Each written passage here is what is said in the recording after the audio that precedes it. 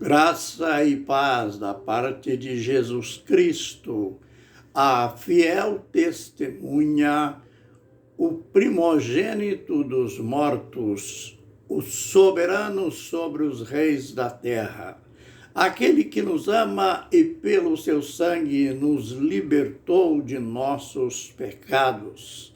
Apocalipse, capítulo 1, verso 5.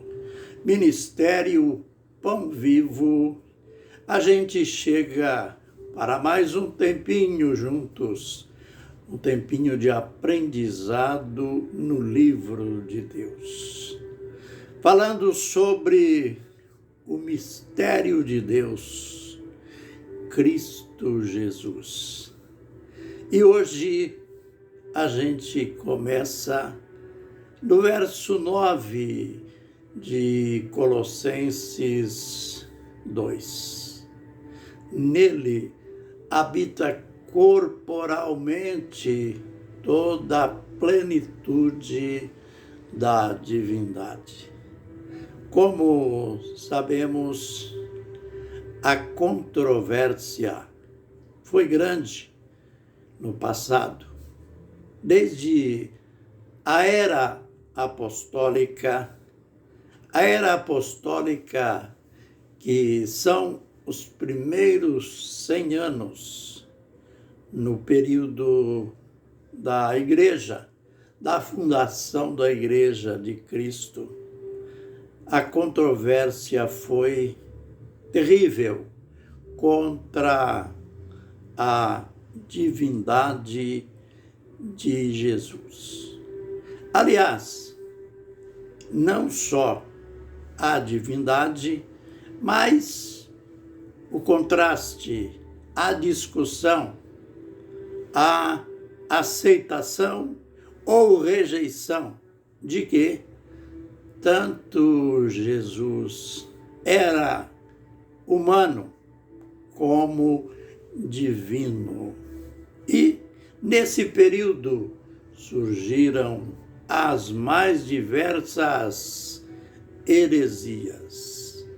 E foi nesse período que o apóstolo foi usado grandemente, não para apresentar filosofias, pois estas já existiam muitas filosofias vãs, mas para apresentar a revelação de Deus, a verdade sobre a pessoa do Senhor Jesus Cristo, conforme está escrito lá em 1 aos Coríntios, capítulo 15 e verso 3, aquele que foi crucificado, aquele que morreu e ressuscitou.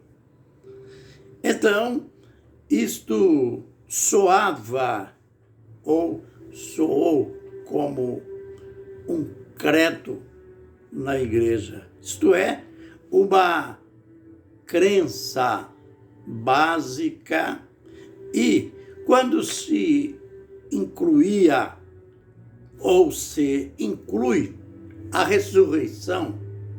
ressurreição de Jesus Cristo, ela é basicamente um tiro em todas as heresias levantadas naquele tempo. Quando se diz aquele que morreu e ressuscitou, quando ele mesmo, na sua revelação a João, lá na ilha de Patmos, em Apocalipse, lá no capítulo 1, verso 17, ele disse para o apóstolo: não temas, eu sou aquele que vive. Estive morto, Mas eis que estou vivo pelos séculos dos séculos e tenho a chave ou as chaves da morte e do Hades. Palavras assim, declarações assim, do próprio Senhor, atestaram e continuam soando como a prova máxima da sua divindade e da sua humanidade, pois, como homem, ele foi crucificado. Aquilo que os cristãos, que nós devemos crer e afirmar com toda a autoridade e distinguir uma coisa da outra.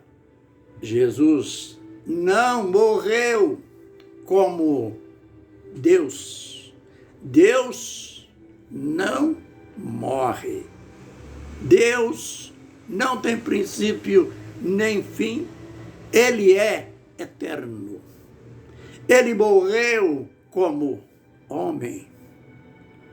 Aliás, este foi o cumprimento do grande propósito de Deus.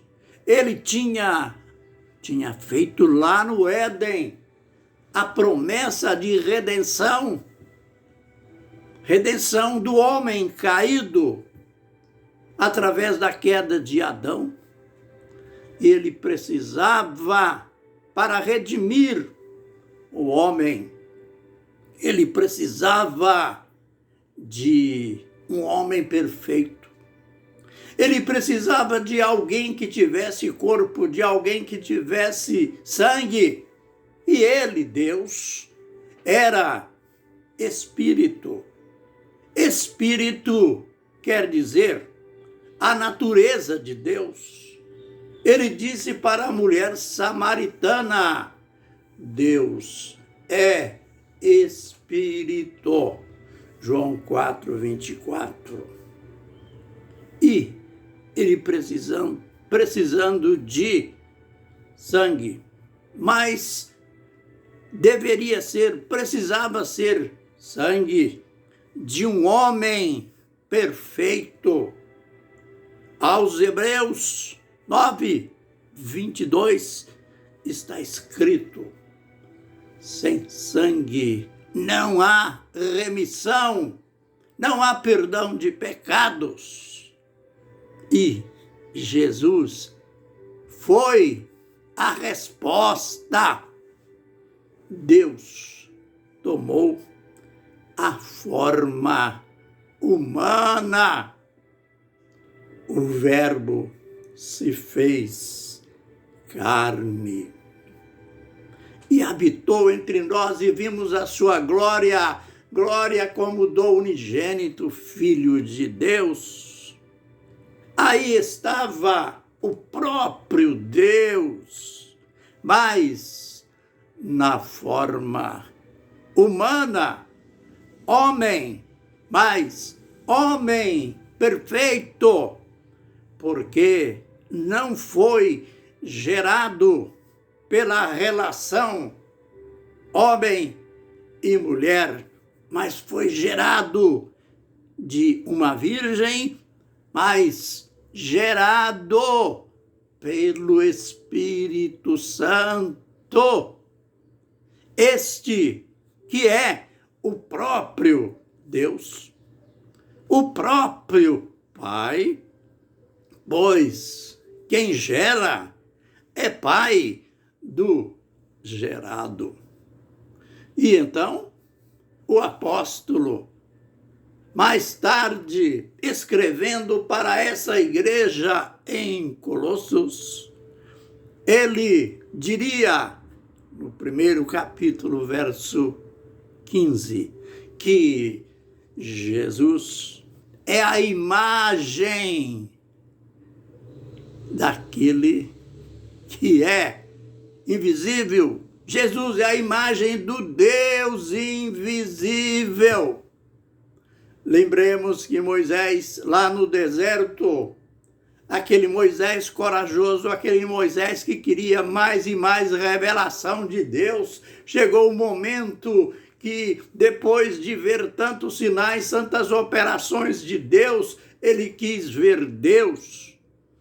Aí então Deus disse, Moisés, homem nenhum pode me ver, o dia que ver, morrerá. Ah, mas Deus tinha esse propósito, se revelar ao homem através de um homem, mas deveria ser um homem perfeito. E aí está o apóstolo dizendo, ele, Jesus, é a imagem de Deus, ou do Deus invisível, do Deus que não podia se ver. O Deus que lá em Isaías declarou, eu sou Deus. De longe, o Deus de perto, eu habito com o contrito e abatido de espírito.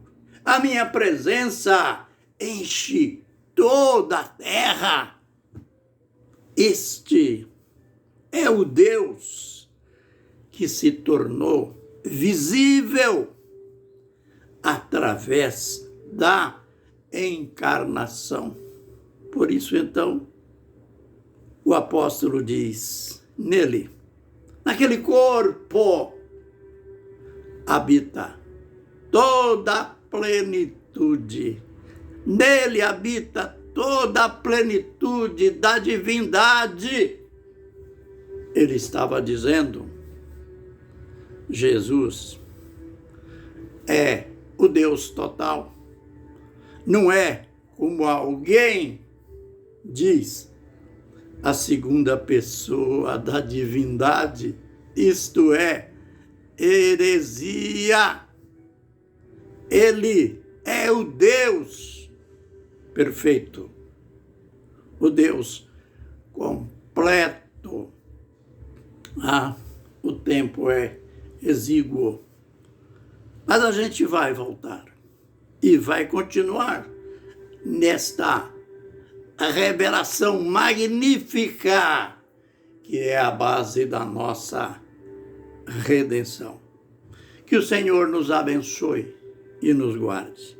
Que o Senhor faça resplandecer o seu rosto sobre nós e tenha misericórdia de nós. Que o Senhor sobre nós levante o seu rosto e nos dê a paz. Amém e amém.